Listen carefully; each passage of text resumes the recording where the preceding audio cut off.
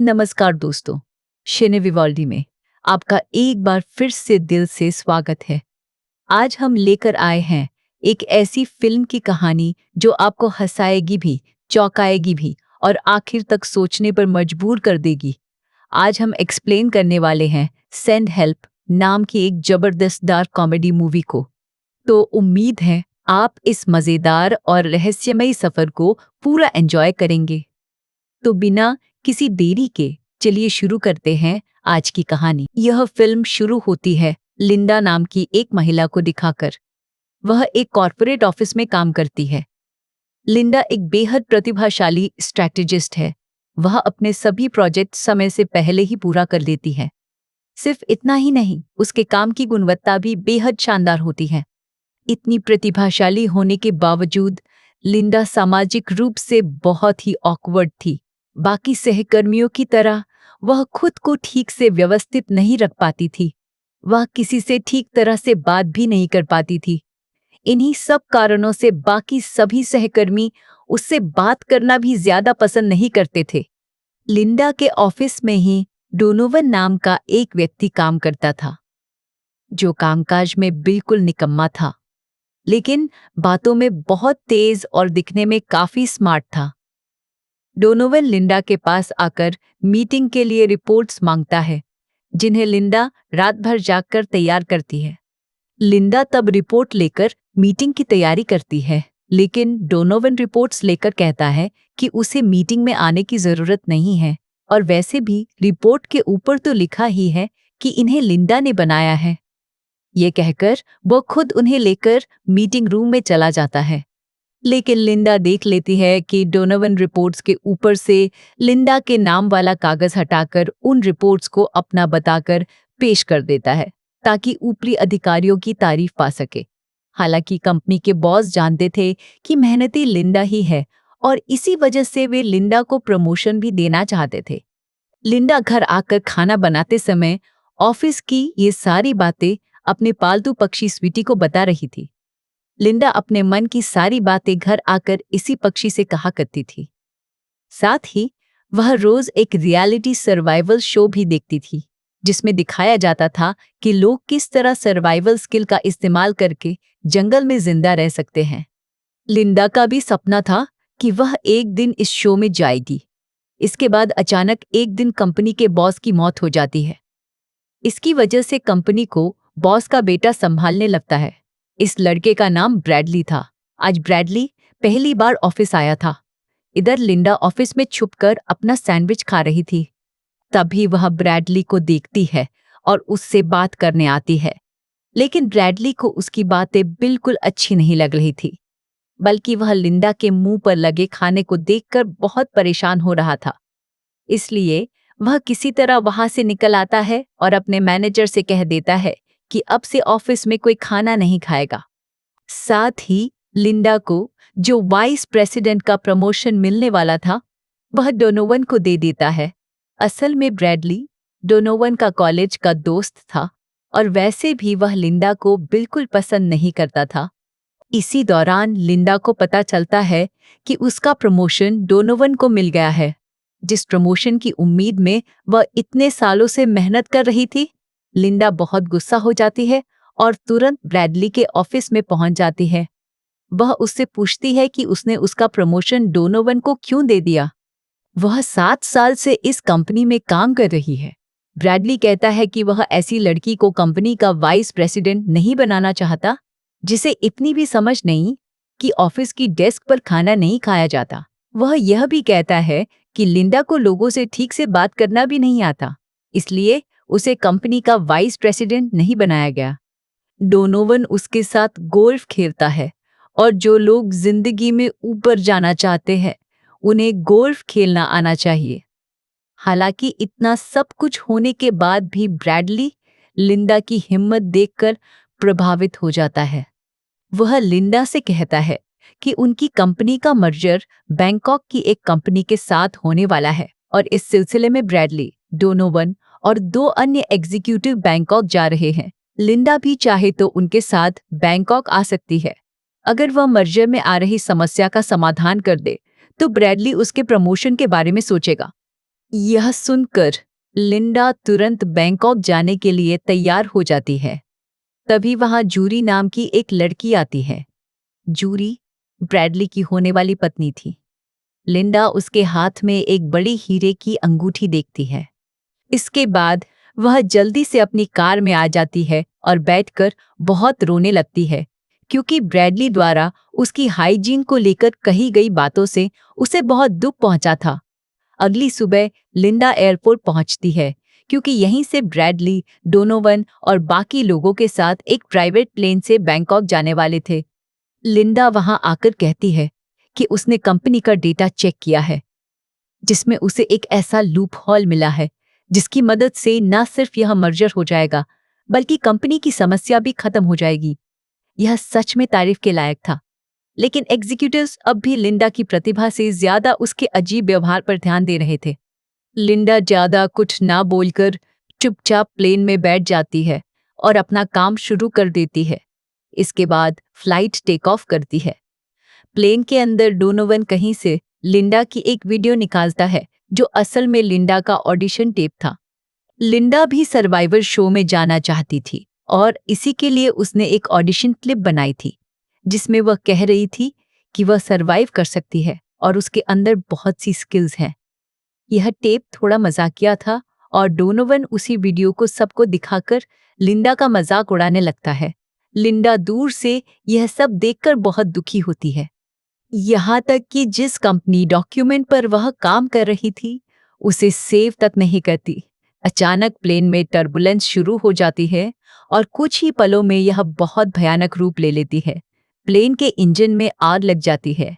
एक तरफ की दीवार टूट जाती है, जिसकी वजह से प्लेन नियंत्रण खो देता है।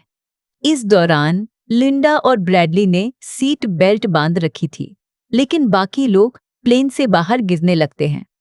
डोनोवन किसी तरह लिंडा का हाथ पकड़कर बच जाता है, लेकिन तभी वह लिंडा का गला दबाने लगता है ताकि वह उसकी सीट पर बैठ सके, यानी वह लिंडा को मारकर खुद बचना चाहता था। लेकिन लिंडा एक कांटे से डोनोवन पर हमला कर देती है और डोनोवन भी बाहर गिर जाता है। इसी हालत में प्लेन सीधा समुद्र में जाकर क्रैश हो जाता है। लिंडा डूबने लगती है, लेकिन किसी तरह अपनी सर्वाइवल स्किल का इस्तेमाल करके सीट बेल्ट से खुद को आजाद कर लेती है, मगर समुद्र के बीचों बीच बच पाना बहुत मुश्किल था। वह अकेली ही पानी में तैरती रहती है। डरावनी रात गुजरने के बाद सुबह होती है और लिंडा लहरों के सहारे एक द्वीप पर पहुंच जाती है, लेकिन यह द्वीप पूरी तरह सुनसान था। लिंडा समुद्र किनारे ब्रैडली को ढूंढ लेती है। ब्रैडली बेहोश पड़ा था। लिंडा उसके पैर में एक गहरा घाव देखती है। इसके बाद लिंडा आसपास से पत्ते इकट्ठा करके एक झोपड़ी बनाती है और ब्रैडली को वहां ले जाकर रखती है। लिंडा सारी रात ब्रैडली की देखभाल करती रहती है।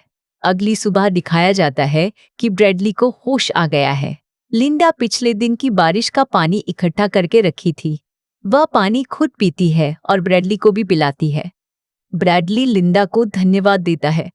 इसके बाद लिंडा बहुत मेहनत करके आग जलाती है, समुद्र से मछली पकड़कर पकाती है और ब्रैडली को खिलाती है। रात में लिंडा समुद्र किनारे अकेले बैठकर हंसने लगती है। असल में उसके लिए ये सारे अनुभव बिल्कुल नए थे। अगले दिन सुबह ब्रैडली खुद से उठने की कोशिश करता है, लेकिन पैर की चोट की वजह से वह उठ नहीं पाता। जब लिंडा उसकी मदद करना चाहती है, तो वह उसे छूने से मना कर देता है। वह उसे याद दिलाता है कि वह उसकी कर्मचारी है। इससे लिंडा खुद को अपमानित महसूस करती है और गुस्से में ब्रैडली से दूर चली जाती है। इसके बाद ब्रैडली घंटों अकेला बैठा रहता है, लेकिन लिंडा वापस नहीं आती।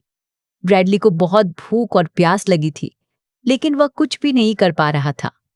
अगली सुबह लिंडा ब्रैडली के पास लौटती है। भूख, प्यास और सूरज की गर्मी की वजह से ब्रैडली लगभग मरा हुआ सा हो गया था।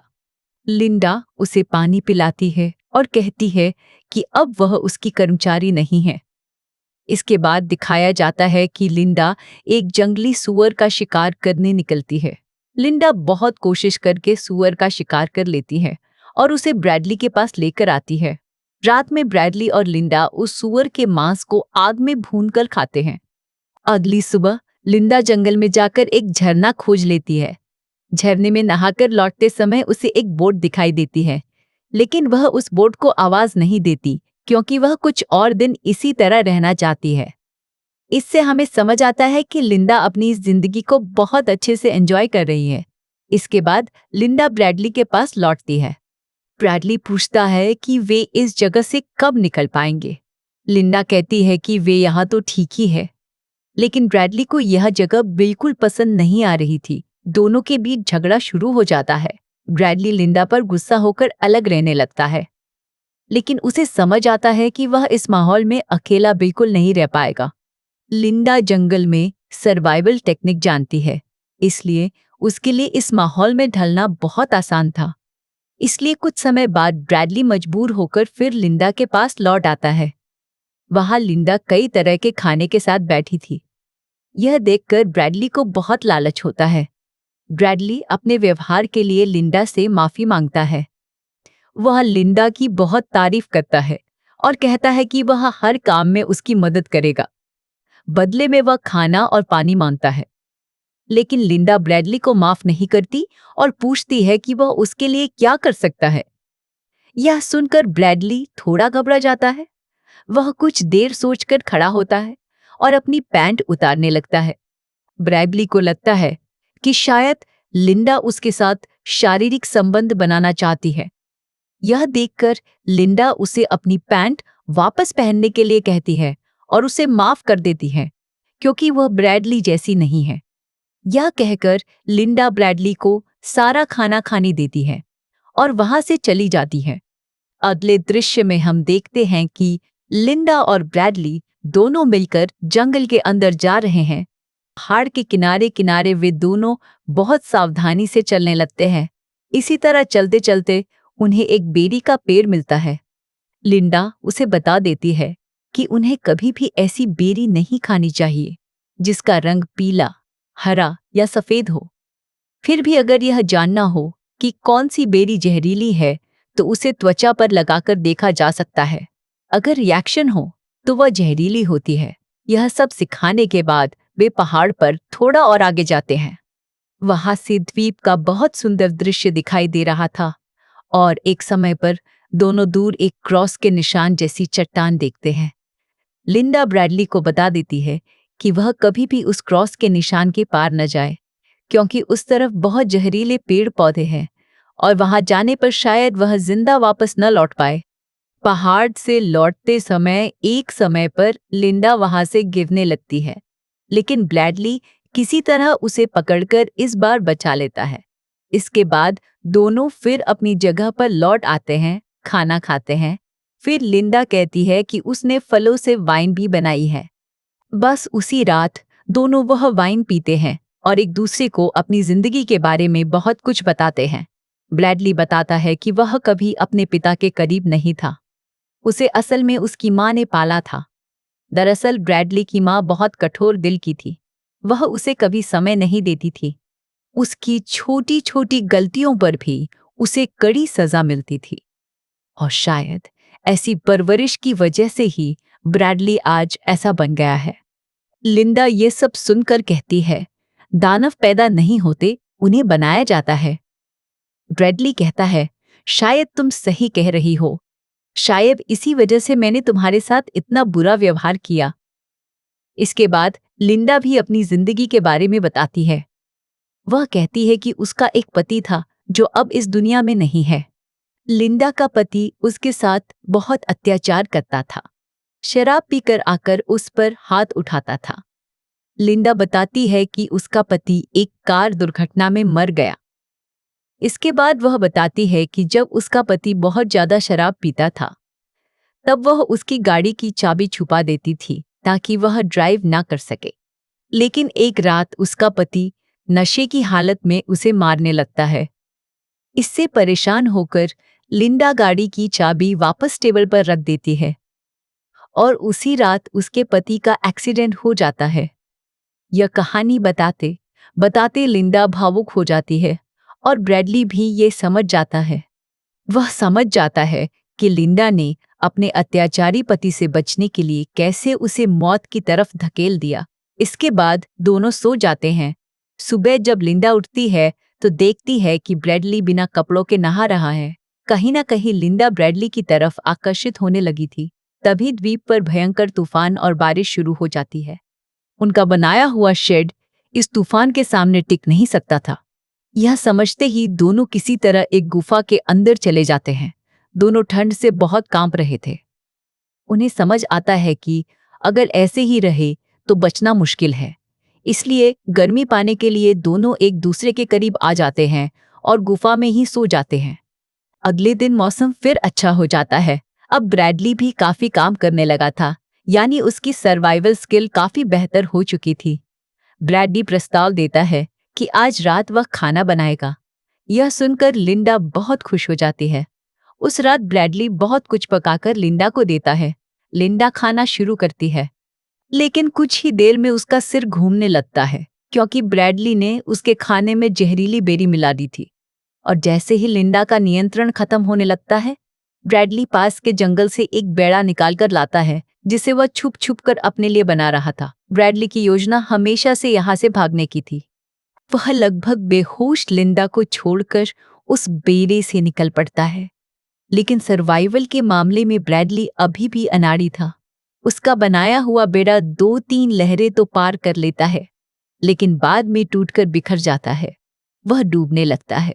तभी लिंडा किसी तरह ब्रैडली को बचा लेती है। जब ब्रैडली को होश आता है तो वह लिंडा को अपने सामने पाता है। लिंडा कहती है कि ब्रैडली ने उसके खाने में जितना जहर मिलाया था वह बहुत कम था, जो किसी इंसान को मारने के लिए काफी नहीं था। उसके पास इतना समय था कि वह खुद उल्टी करके अपनी जान बचा सके, और फिर उसने ब्रैडली को भी बचा लिया। ब्रैडली रोते हुए कहता है कि वह लिंडा को मारना नहीं चाहता था। वह सिर्फ उसे बेहोश करके यहाँ से भागना चाहता था। वह बार बार उससे माफी मांगने लगता है। तब लिंडा उसे माफ करके सांत्वना देने लगती है। इसके बाद वह उसे खाने के लिए कुछ ऑक्टोपस देती है। ब्रैडली उसे खाते ही पैरालिसिस की हालत में चला जाता है। लिंडा ब्रैडली को सबक सिखाने के लिए उसे ऐसा ऑक्टोपस खिलाती है जो इंसान को कुछ समय के लिए सुन्न कर देता है। इसके बाद लिंडा ब्रैडली की पैंट उतार देती है।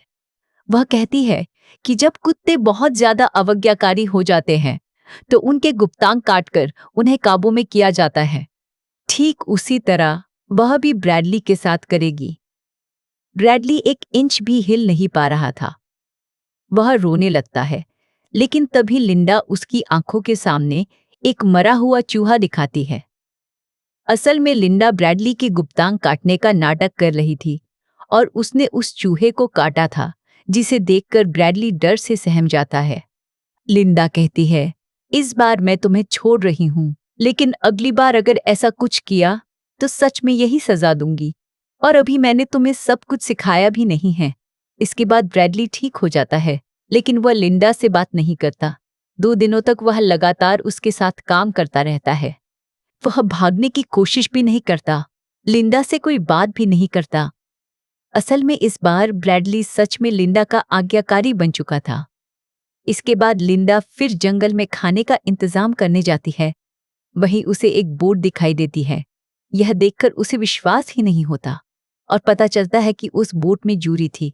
जूरी ब्रैडली को ढूंढते हुए एक कैप्टन के साथ इस द्वीप पर आ गई थी। लिंडा से उसकी मुलाकात भी होती है। लिंडा बिल्कुल खुश नहीं थी, लेकिन जूरी के सामने वह सामान्य होने का नाटक करने लगती है। जूरी बार बार पूछती है कि ब्रैडली कहाँ है। लिंडा कहती है कि ब्रैडली जिंदा है और ठीक है। इसके बाद वह जूरी और कैप्टन को लेकर ब्रैडली के पास जाने लगती है। पहाड़ के रास्ते से जाते समय लिंडा जूते का फीता बांधने का बहाना करके उन्हें आगे जाने को कहती है, क्योंकि लिंडा जानती थी कि आगे कुछ पत्थर ढीले हैं, जहां से वह खुद भी एक बार गिर चुकी थी। जैसे ही जूरी उस ढीले पत्थर पर पैर रखती है, उसका पैर फिसल जाता है और वह गिरने लगती है। कैप्टन जूरी को पकड़ने की कोशिश करता है, लेकिन लिंडा दोनों को नीचे गिर जाने देने का फैसला करती है। अगले दृश्य में हम देखते हैं कि लिंडा अकेली ही ब्रैडली के पास लौट आई है, यानी जूरी और कैप्टन को उसने वही खत्म कर दिया है। उस रात लिंडा को बिल्कुल नींद नहीं आती। इसलिए वह उठकर समुद्र किनारे चली जाती है। वहां वह देखती है कि समुद्र से जूरी बाहर निकल रही है। जूरी उसके सामने आकर पूछती है कि उसने उसके साथ ऐसा क्यों किया, क्यों उसे मारने की कोशिश की। वह ब्रैडली को सब कुछ बता देगी। तभी अचानक लिंडा की नींद खुल जाती है। उसे समझ आता है कि यह सब उसके दिमाग का भ्रम था। अगले दिन भी लिंडा लेटी हुई रहती है। ब्रैडली उसके पास आकर कहता है कि उसने एक जंगली सूअर देखा है जिसका शिकार उन्हें करना चाहिए, लेकिन लिंडा कहती है कि उसकी तबीयत ठीक नहीं है। इतने दिनों तक इस सुनसान द्वीप पर लिंडा बहुत खुशी से जिंदगी बिता रही थी, लेकिन अचानक उसके अंदर ऐसा बदलाव देखकर ब्रैडली को कुछ अजीब लगता है। फिर भी वह इसे नजरअंदाज करके अकेला ही उस जंगली सूअर का शिकार करने चला जाता है। जब वह शिकार करने की कोशिश कर रहा होता है, तभी वह देखता है कि जंगली सूअर रेत के नीचे से एक हाथ खींचकर बाहर निकाल रहा है। यह देखकर ब्रैडली तुरंत उस जगह पहुंचता है और देखता है कि रेत के नीचे से एक हाथ बाहर निकला हुआ है। उस हाथ में वही बड़ी हीरे की अंगूठी थी। यह देखकर ब्रैडली समझ जाता है कि यह कोई और नहीं बल्कि जूरी है। वह यह भी समझ जाता है कि जूरी उसे ढूंढते हुए इस द्वीप पर आई थी, लेकिन लिंडा ने ही उसे मार डाला। वह रोते हुए लिंडा के पास जाता है और उससे सवाल करता है। लिंडा इनकार करती है, लेकिन ब्रैडली उसे वह अंगूठी दिखा देता है। लिंडा बार बार कहती है कि उसने जानबूझकर उन्हें नहीं मारा। उन्हें लाते समय पहाड़ से गिर जाने की वजह से उनकी मौत हो गई। ब्रैडली उससे पूछता है कि फिर उसने यह बात उसे पहले क्यों नहीं बताई। तब लिंडा कहती है, क्योंकि मैं जानती थी कि मैं बोलती भी तो तुम मुझ पर विश्वास नहीं करते। लेकिन ब्रैडली उसकी कोई बात नहीं मानता। दोनों के बीच भयंकर लड़ाई शुरू हो जाती है। लड़ाई के दौरान ब्रैडली लिंडा की आंख में उंगली डाल देता है और लिंडा छुरी ब्रैडली के पेट में घोंप देती है। किसी तरह ब्रैडली वहां से भागने लगता है। भागते भागते वह उस क्रॉस वाले पत्थर के पार पहुंच जाता है, लेकिन वहां जाकर वह जो देखता है उसे देखकर पूरी तरह हैरान रह जाता है, क्योंकि यह कोई सुनसान द्वीप नहीं था। पहाड़ के उस पार एक शानदार आलीशान मैंशन था। यानी लिंडा को पहले से इस घर के बारे में पता था और उसने जानबूझकर यह बात ब्रैडली से छुपाई थी। इसी वजह से उसने उसे उस क्रॉस के निशान के पार ना जाने को कहा था। ब्रैडली दौड़कर उस घर में पहुंचता है। अंदर जाकर मदद के लिए चिल्लाने लगता है, लेकिन उसे घर के अंदर कोई नहीं मिलता। वह फ्रिज खोलता है तो देखता है कि उसमें खाने पीने का बहुत सामान रखा हुआ है। साथ ही बहुत सारी पानी की बोतलें भी थीं। यह सब देखकर वह हैरान रह जाता है। इसके बाद वह किचन में जाकर चाकू ढूंढने लगता है, लेकिन किचन में सब कुछ होने के बावजूद एक भी चाकू नहीं था। तभी लिंडा घर के स्पीकर से बात करना शुरू करती है। वह बताती है कि यह मेंशन एक अरबपति का है। यहाँ समय समय पर बोट से खाना पहुंचाया जाता है। लिंडा उसी बोट का पीछा करते हुए यहाँ तक पहुंची थी। लिंडा कहती है कि जब वे दोनों अकेले थे तब सब कुछ ठीक था, लेकिन जूरी के आने से सब कुछ खराब हो गया। इसके बाद लिंडा एक शॉटगन लेकर ब्रैडली के सामने आती है। ब्रैडली माफी मांगने का नाटक करता है। वह कहता है कि उससे गलती हो गई। वह कहता है कि लिंडा के साथ इतने दिन बिताने के बाद वह उसे पसंद करने लगा है।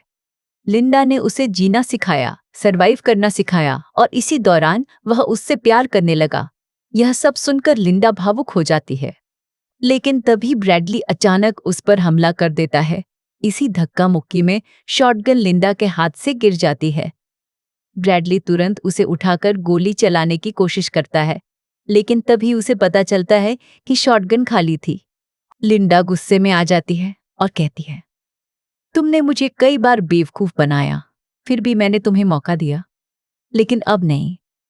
यह कहकर लिंडा एक गोल्फ स्टिक उठाती है और ब्रैडली के सिर पर मारकर उसे खत्म कर देती है। इसके बाद 1 साल बीत जाता है। अब लिंडा को गोल्फ खेलते हुए दिखाया जाता है। वह अब एक सेलिब्रिटी बन चुकी थी। उस द्वीप से बच निकलने के बाद उसने अपने अनुभवों पर एक किताब लिखी जो बहुत लोकप्रिय हो गई। उसी किताब पर अब एक फिल्म भी बनने वाली थी। उस किताब में लिंडा ने लिखा था कि प्लेन क्रैश के बाद वह अकेली ही जिंदा बची थी। मीडिया के सामने भी वह ऐसा अभिनय करती है जैसे उसे अपने सहकर्मियों की बहुत याद आती हो।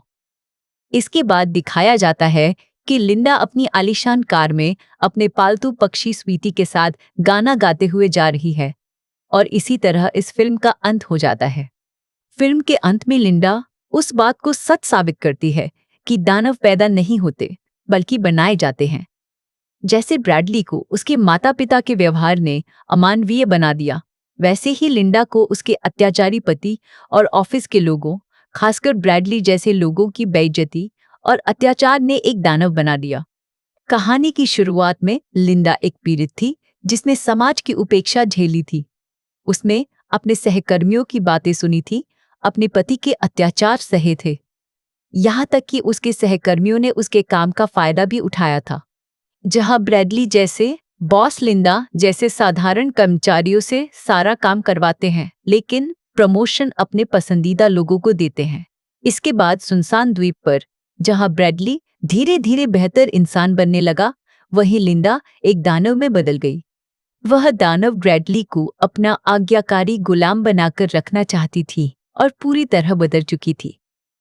यही थी आज की कहानी। कहानी कैसी लगी यह जरूर बताना। अगर अच्छी लगी हो तो लाइक, कमेंट और शेयर जरूर करना। मिलते हैं अगली कहानी में।